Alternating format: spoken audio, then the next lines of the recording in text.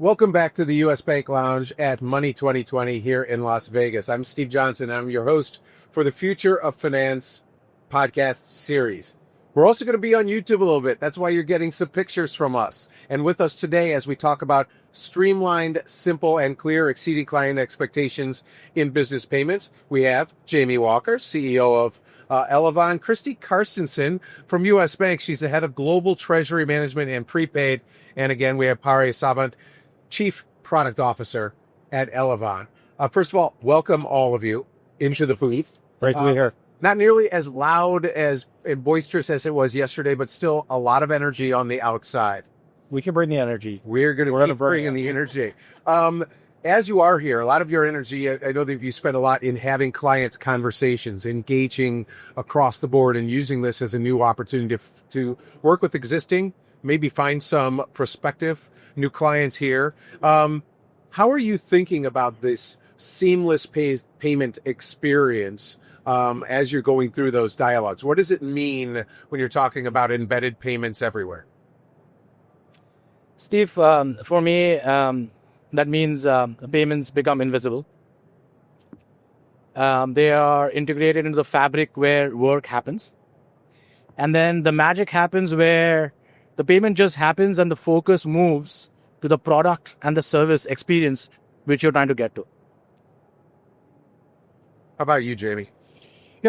Seamless, well, I think about it, it means a lot of different things for different customers. You think about seamless, and it is what Pari said as far as meeting where our customer is today, but it depends on geography they're in, geography they're in, what vertical they play in. Well, healthcare payment is very different than maybe a small business payment, and how we make it seamless, and there's different rules and things we have to think about. So, seamless for us is really, it's one size fits all, and we really focus on that, both from an Elevon perspective and just from a US Bank perspective, and how we want to meet those needs and make it seamless for them. It's focusing more at the individual customer level to focus on what that seamless means for them. What about you? Yeah, so to build on that, while it is different for each customer in a way, what the customer desires is really the same. And the way in which we bring that to them is by embedding payment solutions into our customers' websites, into their applications, into their environments, so that the customer experience becomes seamless, or as Pari said, it really becomes invisible. If you think about what a payment used to be, it used to be a transaction. And now a payment is a moment. And it's a moment where our clients are able to build trust and brand loyalty with their customers. If you think about your own experience, I like to relate it to my own experience. And when I go through a checkout process that's clunky and disjointed, I might abandon my cart. I leave the transaction. If I go through an experience that's easy and seamless, I'm happy. I'm a loyal customer now. And so to me, that's the value proposition. When you bring embedded payments to our clients, marry that with a great customer experience, and it's seamless, you have the opportunity to unlock tremendous value by building trust and brand loyalty together. Jamie you mentioned how the variables are about, what different industries and those types of things that go into it. As you have looked at, how you're making things seamless, were there some situations, some industries, some types of transactions where you had to get more sandpaper out because it was a little harder to make it seamless versus others? Is there some that come to mind? It depends. It depends on the verticals. Some verticals, it might be easy because you control all the parts and pieces of the technology.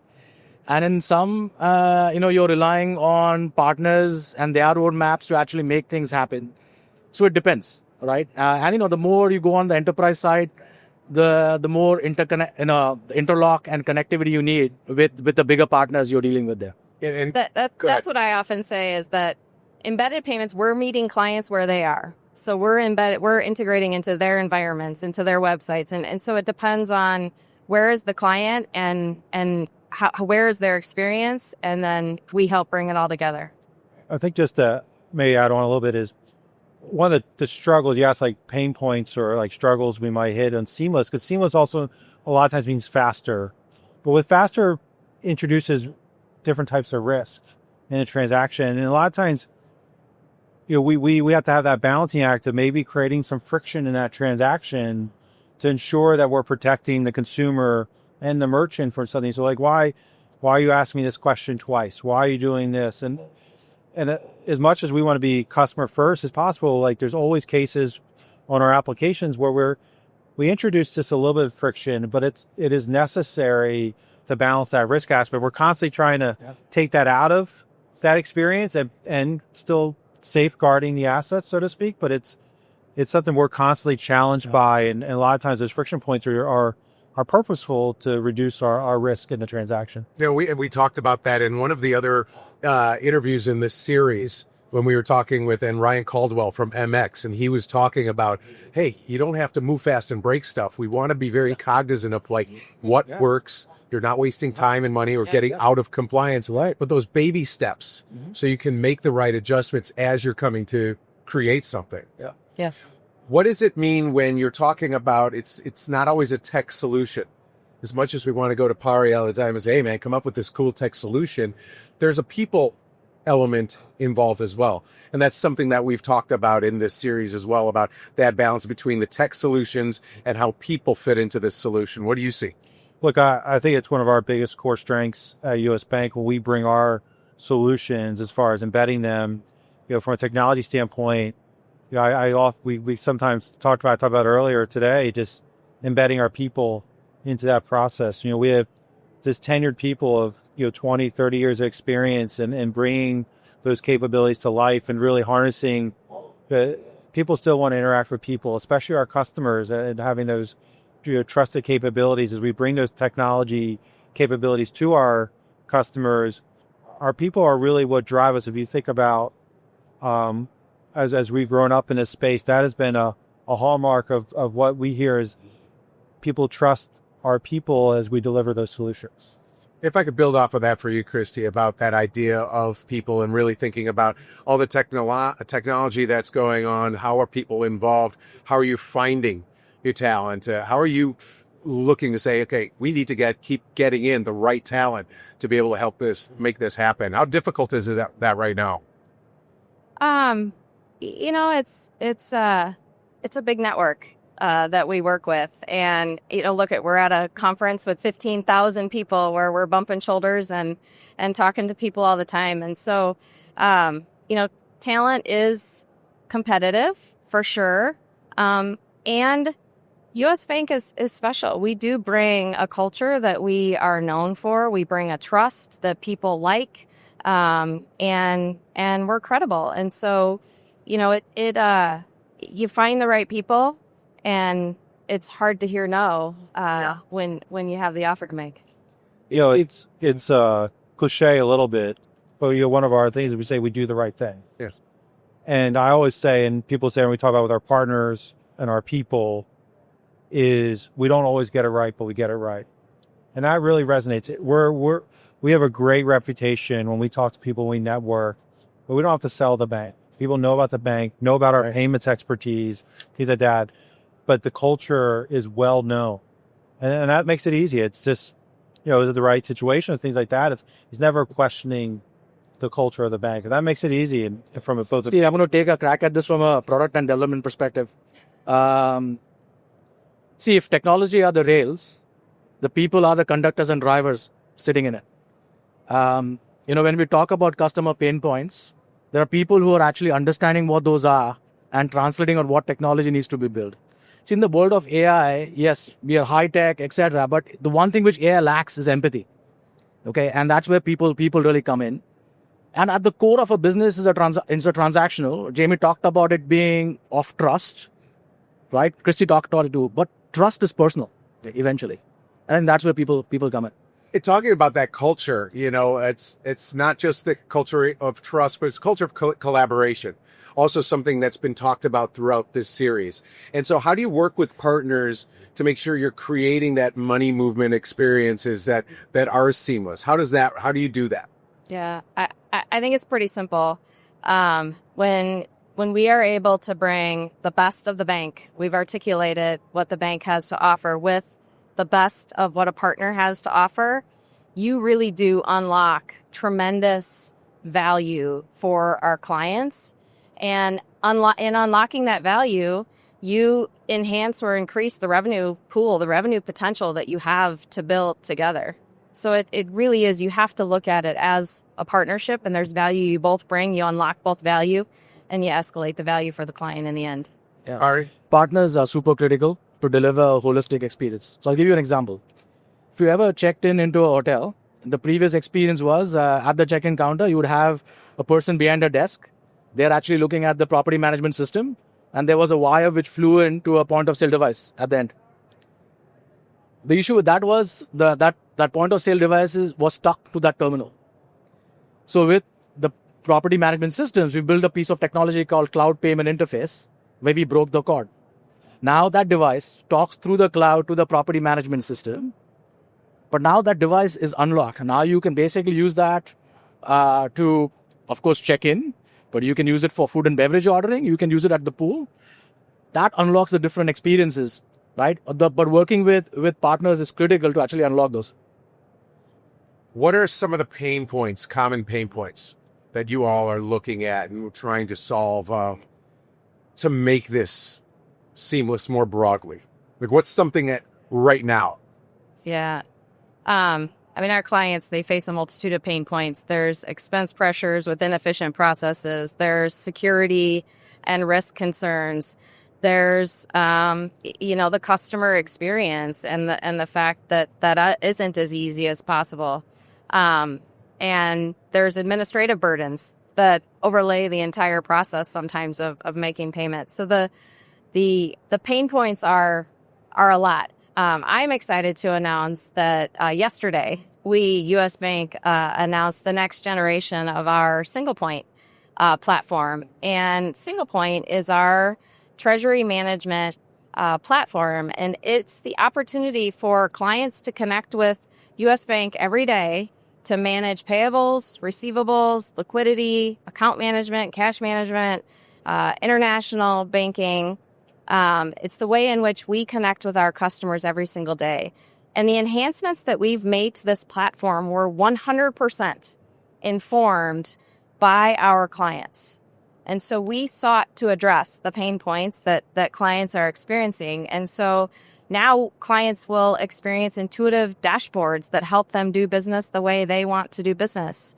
Clients will experience automation around making payments, around account reconciliation, around account management.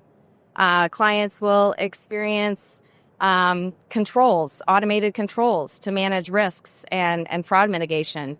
We're bringing digital onboarding into the equation and DIY to reduce administrative burdens. So those are just a few of the things that this next generation of our Single Point platform will bring to our clients. And we believe it will unlock tremendous value for our clients in solving many of the pain points. All right, how about you from your side and doing the pain points? Because sometimes the pain points are visible and we can see it and we know it. Sometimes we're solving something that people didn't realize what a pain point it was. Yeah. And you've got to balance that out as you're developing products. Yeah, I think for us, all the things which Christy said are relevant. I think one of the two things I would point out is first is around the experience front.